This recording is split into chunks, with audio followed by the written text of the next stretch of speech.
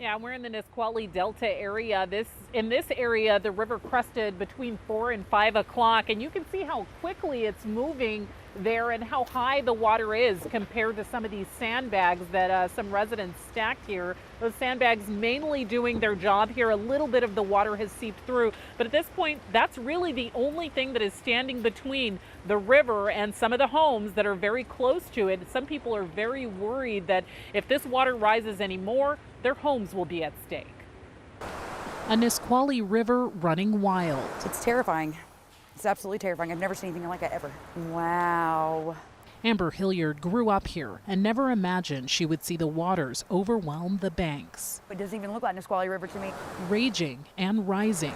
From this a couple of days ago to this today. Most of the graffiti barely visible above the waterline. A stick marking the water's edge this morning nearly submerged. All my meds would be good. Hilliard heard that Tacoma Power would increase the water flow from the La Grande Dam and hurried home to evacuate. Trying to decide what's most important. She grabbed photographs and her work uniform and left the rest behind. It's my life in there. But it's okay. It can all be replaced. Her neighbors were also bracing for the worst. Trucks dropped off a load of sandbags, and those still waiting to evacuate scrambled to stack them. Just trying to, get the barrier built up a little bit. For others on nearby 6th Avenue Southeast, it was too late. Authorities shut down the road as the water inched onto streets and started to fill homes. You never think it's going to come this close to home, but I guess when you move right here to the river, what did I expect? There's nothing more terrifying than Mother Nature.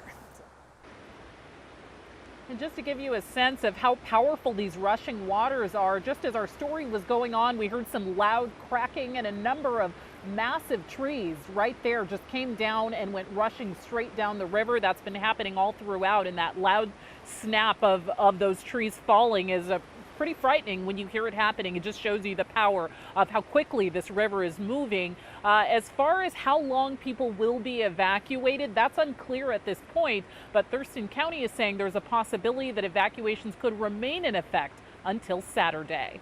Live near Lacey, Kristen Ayers, King 5 News.